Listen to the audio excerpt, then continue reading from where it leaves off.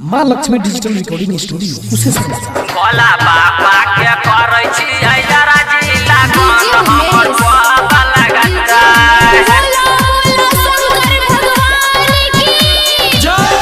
भोला बाबा के करै छी आराजी भोला बाबा के करै छी आराजी लगन हमर कब लागत भोला बाबा के करै छी आराजी लगन हमर कब लागत हो शादी कब हैता कब लागत हो शादी कब हैता पूरा भी कहला जाइ छै ठंडी पूरा भी कहला जाइ छै ठंडी बियाह हमर कब हैते भोला बाबा के करै छी राजी लगन हमर कब लागत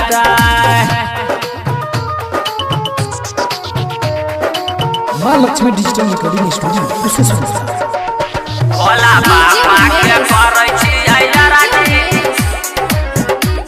लगन हमर कब लागत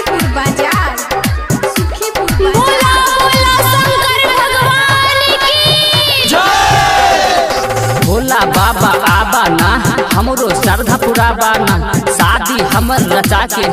मन के प्यास बुझाबा ना हो भोला बाबा एक बार हमरो ऊपर का भोला बाबा हाय हस हैया फेर तू हमरो पे नजरिया शादी हमर होता बाबा ओहि बात तोरा दुआरिया का मुहर लेके हाका मुहर लेके भोला बाबा के करै छी राजी लगन हमर कब लागत भोला बाबा के करै छी राजी बियाह हमर कब हैते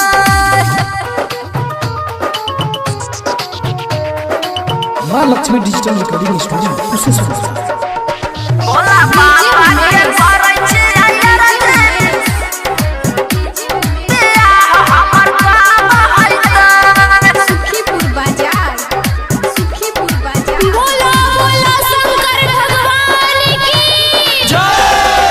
हमर जवानी हो बाबा पानी के जना गलैया देख के छौरी सवारकी के दिल के धड़कन डोलैया हो भोला बाबा आब नहीं बर्दाश्त होइ छा राइटर रोहित के भेगल शादी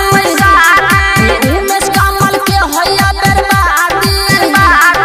कोनो जगर लगा के तू कर दो हो बियाहवा हम हाथ जोड़े छी हाँ हाथ जोड़े छी भोला बाबा के करै छी राजी बियाह हमर कब हैते भोला बाबा के करै छी राजी लगन हमर कब लागत हो शादी कब हैते